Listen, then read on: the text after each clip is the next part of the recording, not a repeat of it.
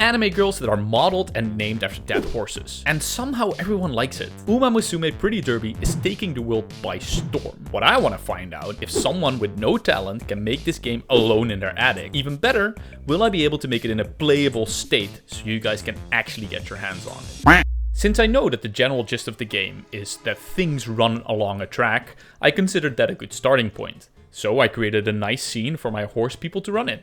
I made a spline, which is like a curved line that can be logicified. Then I created a cylinder and grabbed some interesting shaders to make the game look a bit more anime. Next, I set up the camera, which is gonna follow this round little blob thing. The idea is that this round blob will then stick to the horse in first place, allowing the camera to follow the first place horse. Unfortunately, this won't be the last time we touch the camera, but you'll understand that later. My precious. Anyway, for this to start working, I need my characters to move, so I started programming a movement script. This made the horse, or now still a cylinder, move along the spline. It was working. It was in fact working so well that it was going so fast that I didn't even realize it was working. I considered spline math to be quite hard after this point. After that, I made it so that they spawn and ensured that the camera followed the first place. Touching the camera again. This took hours, but it is now quite neatly organized and functional.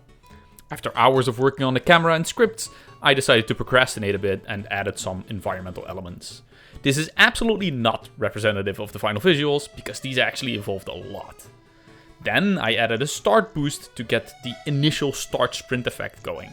I decided I hated my camera and made it also move on a spline. So yes, I touched the camera again. Up next was my first attempt at making the races actually fun. Right now, units just move at a speed, so everything is deterministic from the start. To change this, I wanted to make different characters with different stats and add some fluctuation based on a stamina system. This led me to my biggest hurdle: characters. I needed to get some visual characters into the game. So I put the modeling hat back on and decided to deprave Blender with my skill set. I modeled an ear, and then I tried to model a tail, which initially literally looked like a turd. Horse's tail, dude. I never would have imagined I'd be modeling a horse's tail. It doesn't look like it at all. So, deciding I needed help, I looked up a tutorial. And for some reason, there are a lot of how to model a tail tutorials out there. Anyway, this tutorial was stellar, and it gave me something to actually work with. This allowed me to evolve Bob into Horse Bob.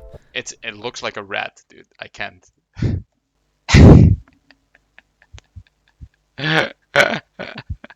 Look at this, dude. This is fucking great. I then did the attempt to horsify Betty before going on a modeling spree to create more characters. However, before I show you these, let's take a small detour. Let's talk about gacha gaming, or gambling in disguise as I would call it. So gacha derives from gachapon, which are these things that you find all around Japan. Now there's a few things you should know about how gacha games are designed. A good gacha, as you can read in this article, has proper width, depth, and desirability. Width is the actual amount of characters or amount of gacha you have. Depth is what can I actually do with duplicate characters or getting multiple characters at the same time. And desirability means what can these characters actually do for me? What is their value in the game? Now it's very normal for these games to hide as much of the cost as possible. You have to imagine that the further you get in the game, the bigger your gacha pool becomes. So it gets harder and harder to pull the correct character to level them up. So it's very normal that prices can range up to thousands of dollars if you want to level up the characters you want to use. I highly suggest you just do some random Googling. Lots of this information of how these systems get designed is free knowledge, and it can maybe help you stay somewhat safe within these systems to avoid any dark design patterns. Now that we are all educated, let me make a dopamine hit reveal screen for unlocking new characters, which had me and Unity in a debate about if you're actually allowed to show particles in UI. Unity said no, I beg to differ. So I touched the camera again. Now we have two cameras, one for the gameplay and one for the UI. Splendid. After making the screen the best I could, bear in mind that I'm still artistically disabled, I made the gacha reveal for Bob. But Bob was no longer alone. Let me show you the expansion of the Bob cinematic universe, starring Betty, Billy, Belle, and Bernard. With the new models looking quite dapper, you would almost think I know what I'm doing when it comes to art. Unfortunately, we will learn later that my artistic degeneracy will lead me to almost quitting this whole project. Now I just needed to hook up the screen, which led me to creating a game manager. This forced me to build the UI with a button to start the race. Pressing the button would put my horses in place. Then I press the cheat button on my keyboard to start the race, and I'll make that better later. Bernard's OP. Oh!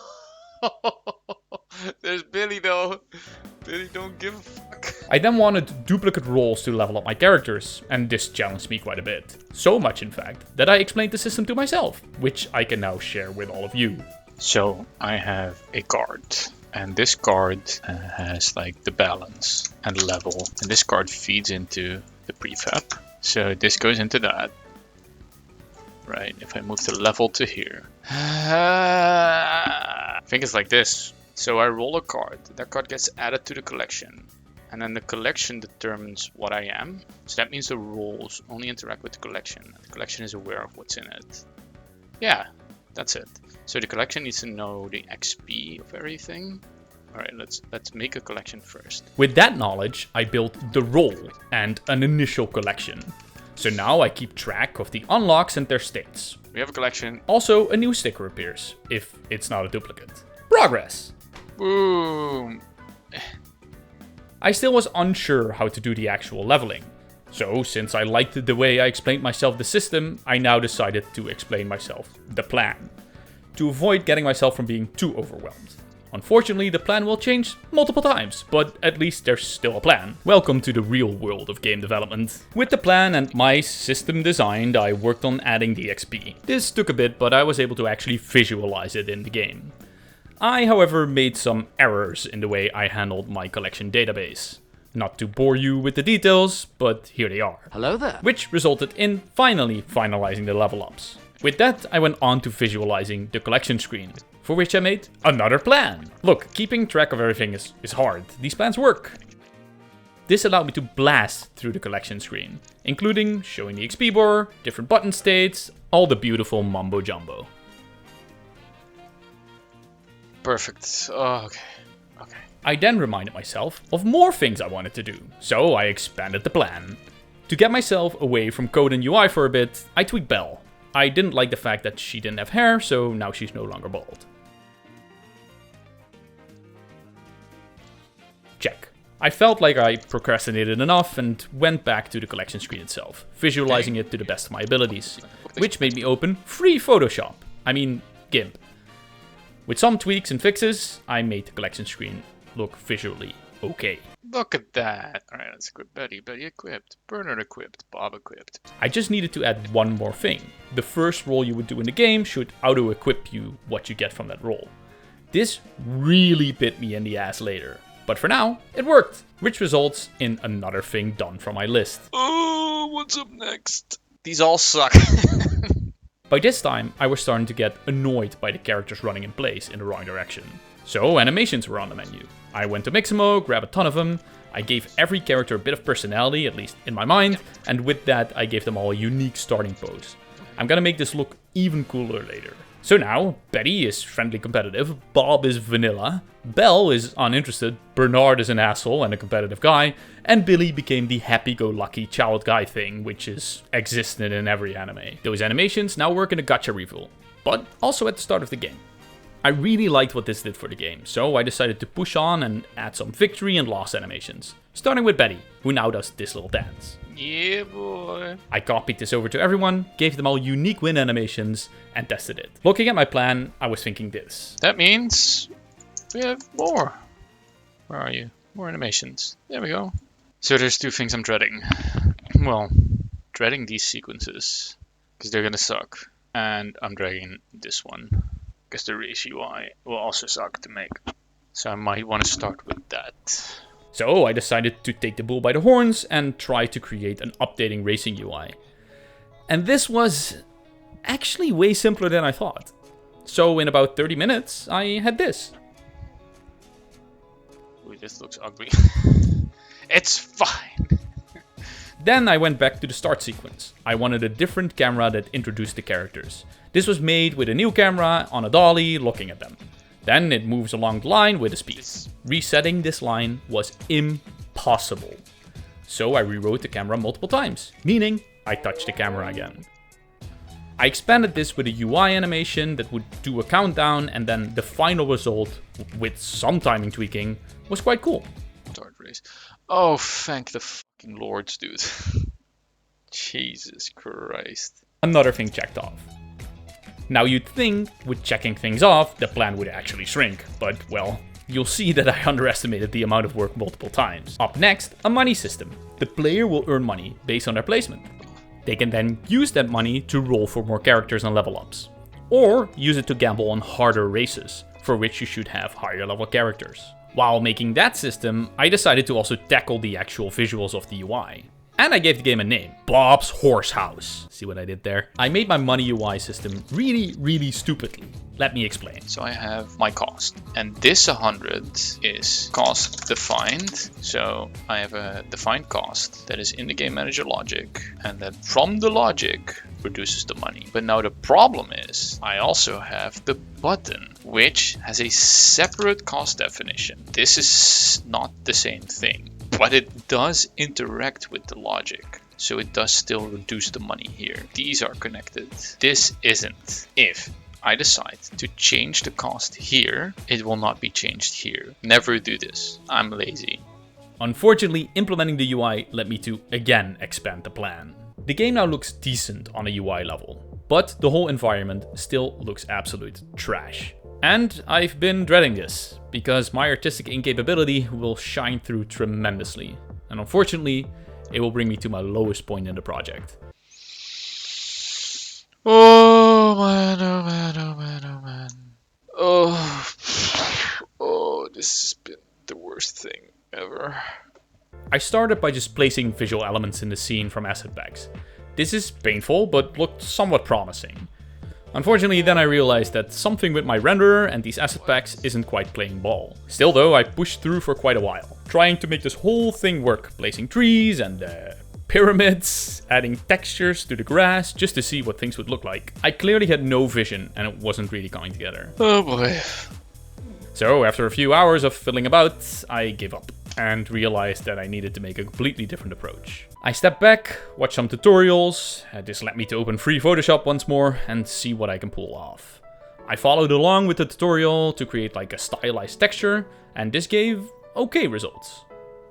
But it still wasn't really working as I wanted it to. So I switched my normal environment to a terrain. I started painting it with textures that I found in some packs, and this led me away from the stylized visuals, which I obviously hated. So back again, we try something new.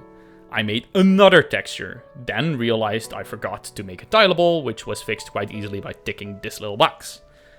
Tweaking it some more and started painting some mountains. Now the grass still sucked and the texture wasn't the best, but we are making some sort of progress. You do have to imagine that even though I own my graphical deficiency, I still worked on this project for multiple days now. I wanted it to look good, but I just couldn't. This makes me slowly kind of bubble up in immense disappointment in myself, dragging myself back to my PC every day to do things that I'm really bad at. And slowly but surely, this started eating away at me. But we're not there yet. I kept making attempts at the grass, until replacing my texture yet again to just look brighter and better. Still continuing to not get the grass the way I wanted it. Transparency wasn't working, but fuck it, I gave up. I gave up for now, painted the grass, and just went to place some mountains. I tested around with trees, but gave up on that too. I painted some grass smudges for detail, and then I decided I needed at least something to break up the visuals. Which brought me to making fences and saying, This is good. This is what I needed. My god. Placing these fences took years of my freaking life. I placed fences after fences, got annoyed and frustrated. I wanna lock you. But kept placing fences. Until finally, my environment looked like this. And after all of that pain and suffering, I'm sure that this is it. I'm definitely not touching the graphics again. I will be touching the graphics again. For now, I ticked off set dressing and stepped away for the day. The next day, I came back with some refreshed insights and decided to make save games work. This game will actually see the light of day, so people need save games. Problem is though, creating a save game system is very technical and boring. Oh, and I also decided that there is even more work that needs to be done, because I found a bug. So regarding the save system, let me give you a summary. You can only save words and numbers, strings and ints or floats. So everything I want to save, the collection, the levels of your horses, your money and your equipped horse, all had to be taken, translated to a word or a number, ran through the save system, and then loaded on startup. And after some errors and fixes, I checked everything, and it kind of worked. Right. Bob is level 2, Billy 2 of 3, 1 of 3, 0 of 1. Bob is also equipped, don't know why that happens. The only problem that I had was the equipping not being tracked correctly. Remember that shortcut I took to kind of equip the first thing you get? Yeah, this is where it bit me in the ass. So it required a refactor. And bam, saving and loading is done. So now I needed a tutorial. I reorganized my code, made a nice little animation, and now the first time you open the game, you are forced to roll. This gets you your first horse, which then gets equipped. And you can run any race at that point. So remember the low point about the graphics? Yeah, I still wasn't satisfied. I realized two things. My materials needed work, and somewhere in the project, I broke my freaking outlines. First thing I was able to fix was the outlines. I found a new way to render them and added it to all my elements. After fiddling around with filled experiments, this kind of came out okay. Then I gave every character a good treatment for their materials, tweaking some colors, making things pop. After polishing everything up, I went back to my plan. And then I decided to pick up my run and sequence. Once again, I set up a screen, add animations, make the script so it can be fed the correct info. Thought it was bugged. Nothing happens. Because it wasn't triggering. Realized I'm an idiot and I just never triggered a screen. Fixed that, fixed the information being presented correctly, and voila, an end screen. At this point, we are getting quite close to actually finish the plan. Boom! But, of course, we had to touch the camera one more time. Tweak its route a bit. I decided to not do the dynamic camera thing because I was really bashing my head against the keyboard at this moment. Instead, I focused on balance, making the horses racing actually fun. I figured out new values that I wanted to use, changed my horses into a state machine, every state having kind of a different behavior, and they now work like this. They have a start sprint, then they go into a running mode where they fluctuate in their speed every X amount of time, never above or below a certain value. They have a tired speed if they're out of stamina, and lastly, they have an end sprint. This allowed me to balance them according to their characteristics, their fantasy, so to say. And then, after a long, treading few days, came the moment of truth. Building the game. I was nervous. And it took really long. But it built! It was crazy, like it just immediately built. I equipped the wildcard character Billy and started my first race. Now while we wait for the results of this, I first want to say that the game is actually playable. The link is in the description below, and I will show you now some stats of, how long this actually took. It took me nearly 30 hours of time to make this, and that's about 4 full-time workdays. It doesn't sound as much, but if it's something you do besides your work and your life, it can actually be quite a bit. I just want everyone watching to notice, if you're working on something, know that it's hard and that that's okay, and it can take some time. If I had some more time and would make an update or something, I would add different cameras, add more characters or character cards, add sound and music, potentially remodel some of the characters. But for now, my race is nearly finished. And as luck would have it, Billy fucking won! Thanks for watching, and give the game a spin, I'm open to any feedback and ideas. Leave some comments of what you think of it, and leave a like or a sub if you liked it. Thanks guys, have a good one.